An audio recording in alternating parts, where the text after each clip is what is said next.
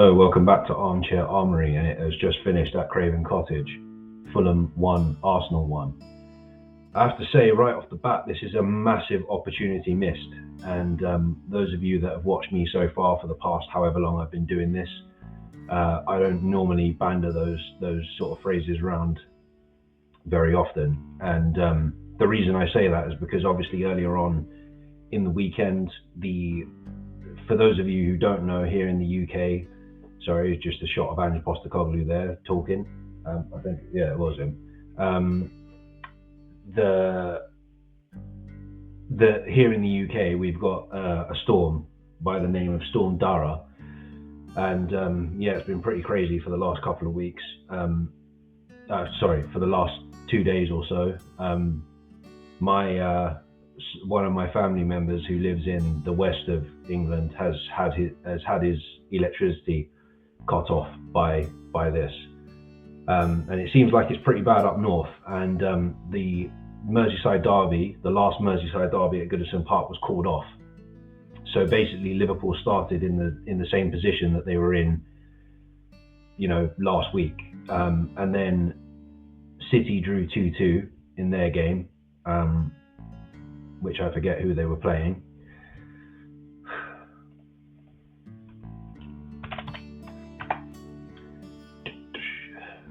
This is very, very bad of me to be doing this.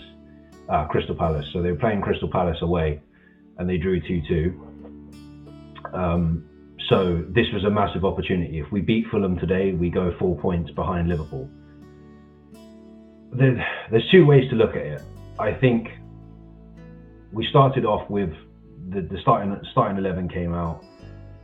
Looks like Zinchenko has now joined the other players on the injury table. Gabriel wasn't playing. The back four was Partey at right back, Timber at left back, and then Kiwior and Saliba as the centre back pairing.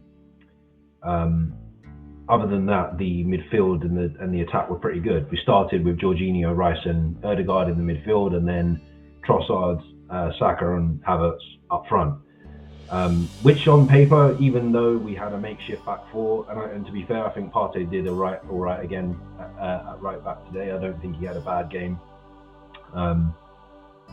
If anything, the goal that Fulham scored through Raul Jimenez probably came from lapse in concentration and lack of decision making from Kiwior, rather than it came on the left side rather than the right side. On the right side rather than the left. Yeah. So I can't really be too annoyed with Partey's performance today. But I will say that it definitely feels like when we don't have Ben White, when we don't have Gabriel, and definitely you could tell that we'd fallen down the pecking order a little bit performance-wise with Gabriel, not defensive-wise anyway. I'm not going to sit here and be Ty from AFTV and say, it was raining. It was raining. Come on, Ty. It was raining for both teams.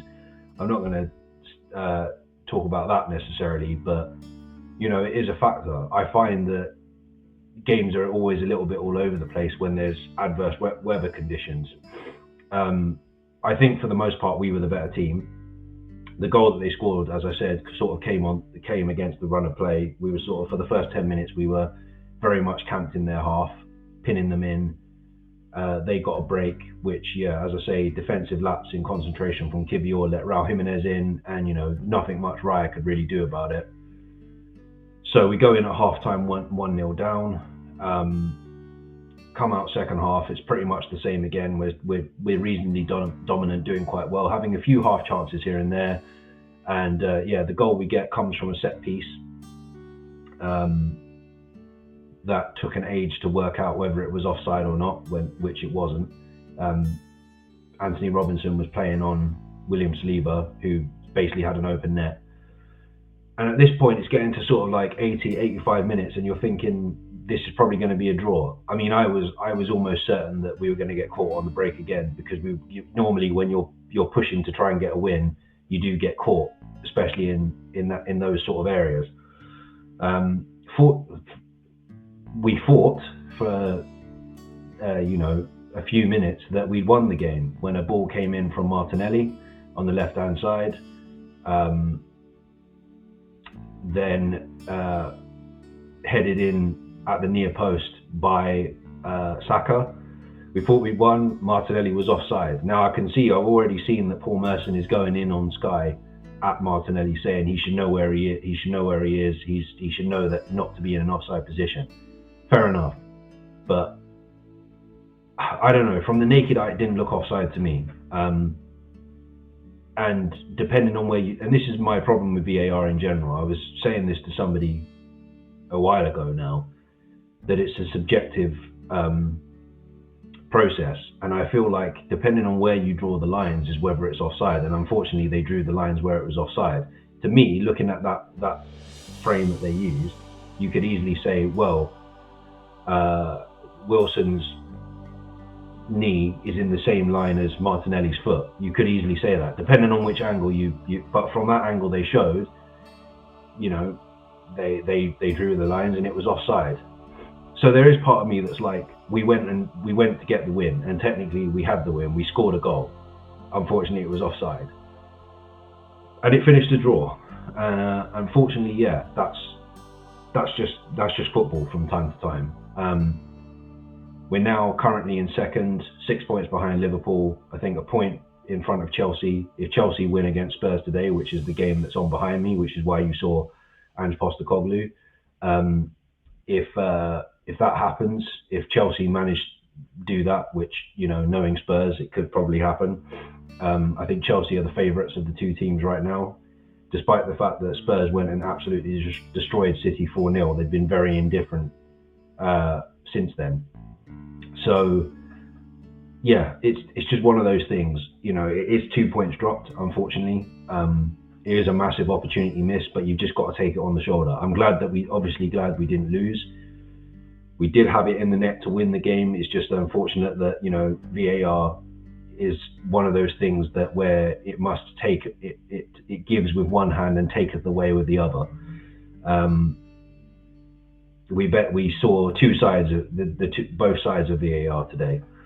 But I'm not going to sit here and blame VAR, because even though I don't think we played poor, I don't think it was a great performance. I don't think we were as good as we were against Man United or West Ham or Sporting Lisbon. I think this was a bit more of a growing into the game type of performance, and we probably didn't do enough to force the win until it didn't really matter.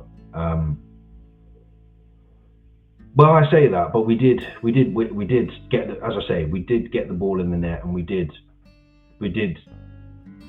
try and win the game. It wasn't for lack of trying. I don't know. I just felt in some cases we were a bit slow, particularly first half. We were a better second half, but yes, we were really slow in the first half.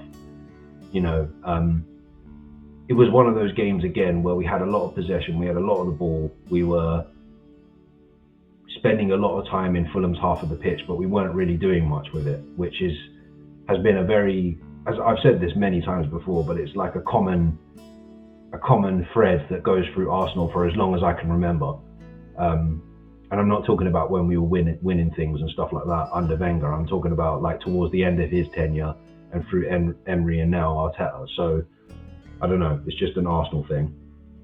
But yeah, disappointing overall. But we've got to go again. Everton next Saturday, I believe, is our next game. Because I know that because it's not on TV, so I'll just be doing the justice in for that. But yeah, Everton next, who avoided playing Liverpool this week, as I mentioned at the beginning. We've got to go and win that. That's all we can do. Who have Liverpool got next, incidentally? Fulham. Oh, that's funny. Playing Fulham at Anfield next. City have got Man United, so Manchester derby. Chelsea have got Brentford at home. So let's see whether, which I don't think will happen, and I can't believe I'm going to say this, but let's see if Spurs do us a favour. They probably won't. They're probably going to get battered, because any time we need Spurs to do something, they obviously won't do something because it's Arsenal. Got crap pizza showing up there. Don't want to be sued by Domino's Pizza. So yeah, it's frustrating. Put it that way. But yeah, we've got to get back on it straight away and try and win that game against Everton next Saturday. But before that, we have Monaco at home in the Champions League. Obviously, we've come off the back of that really emphatic win in Lisbon a couple of weeks back now. We've just got to keep following that up. Where I think we're now in the top 8 of the Champions League league. So yeah, we've just got to continue that as well, and hopefully this will be a confidence boosting performance on Wednesday against Monaco. I hope it isn't like when we lost 3-0 to them all those years ago. But yeah, I'll talk about that more in the preview for that. Oh, I should say as well, for those of you who care or are wondering, the reason why there was a Just the Sim this week for Fulham rather than a full preview is just because I was really sick on Thursday. I was going to record it on Thursday and I was really ill. Had a terrible migraine, felt sick and dizzy, and just wasn't in the right frame of mind to. And I was okay by Friday, but I still wasn't really in the mood to come on camera and start speaking about football. So I thought, well, I've recorded the EAFC sim, so I'll just put that out. But there will be a preview for Monaco. There won't be one for Everton because I won't be able to watch it because it's not on TV, and I don't steal. I'm sorry, I don't mean to be pretentious. Right, I'm going to leave it there. Disappointing. My final thoughts: disappointing, but we've just got to take it on the chin and try and get back to winning ways against Everton next Saturday. Right, leaving it there. Hopefully enjoy the rest of your Sunday. If not, there's nothing I can do for you.